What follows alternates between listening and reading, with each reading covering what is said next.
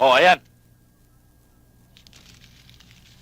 Anong akala mo sa amin? Magpuputi!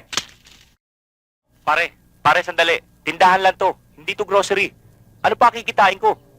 At saka teka muna. Si Boy Aswang ang kausap ko rito ah. Sino ba kayo? Hindi ko kayo kilala. Pinlosap mo to ah.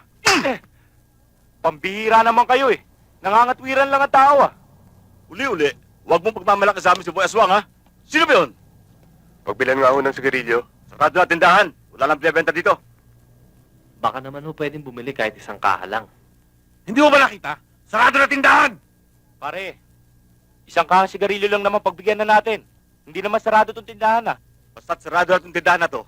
Mula ngayon, may reklamo? Hoy!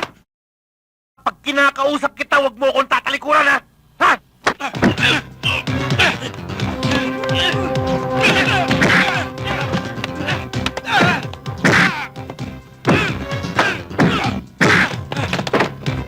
Sige, ituloy mo!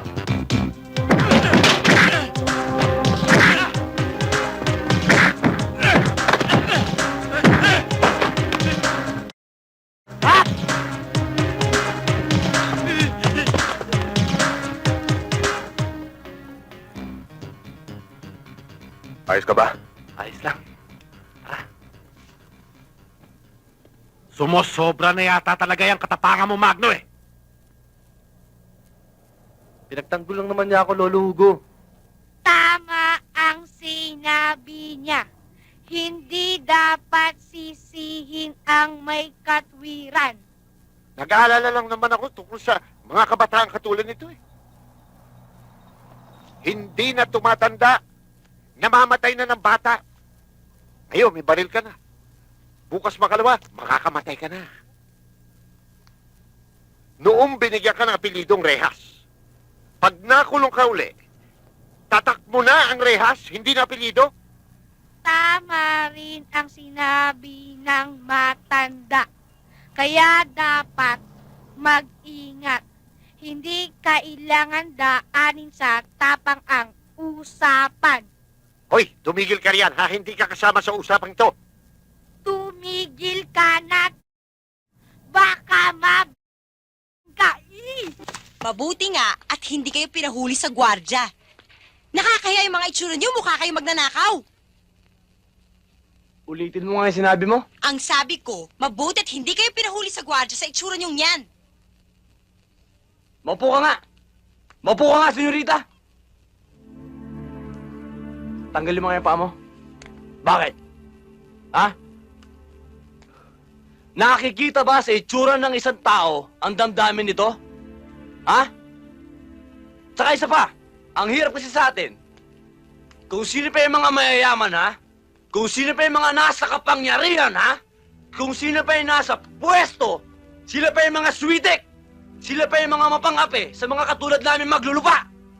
Tsaka isa pa, dito sa atin sa Pilipinas, ha? Kung sino yung marunong mag-Ingles, yun ang magaling. Kung sino yung hindi marunong mag-Ingles, aba, yun ang walang isip. Isipin mo yun, sarili natin wika, hindi natin pwedeng gamitin. Tama ba yun? Ano masasabi mo? Hoy! Hoy! Magaling na lalaki. Maupo ka nga. Upo! Hoy! Ikaw, kung ganyan ang katwiran mo, ngayon palang hinuhusgahan na kita.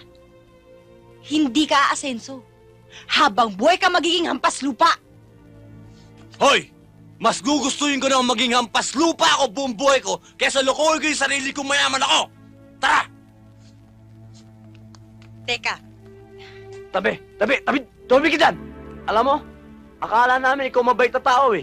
Yung pala, reyna ka ng mga mata ko.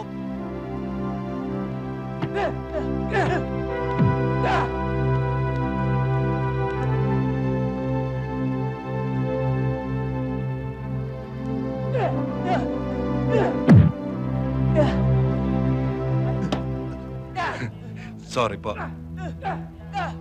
Mainit dito. Sa tunnel, malamig.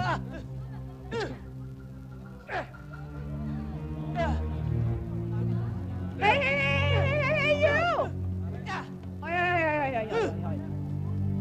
No hard drink, ha? Huwag kayong iinom. Ito ay para lamang sa mga guests, sa parents, at saka sa faculty member. Huwag naman. Quiet. Kung gusto niyo uminom, may juice tayo dyan. Ay. naman? Huwag niyo sila bibigyan ng hard drinks, ha? Naintindihan mo? Do you understand me? Do you understand? Hoy kayo, pagbutihin yung servisyo, ha? Dahil bayad kayo rito. Mahusay ang service nung nakuha mong caterer. Yes. Magaling. Thank you.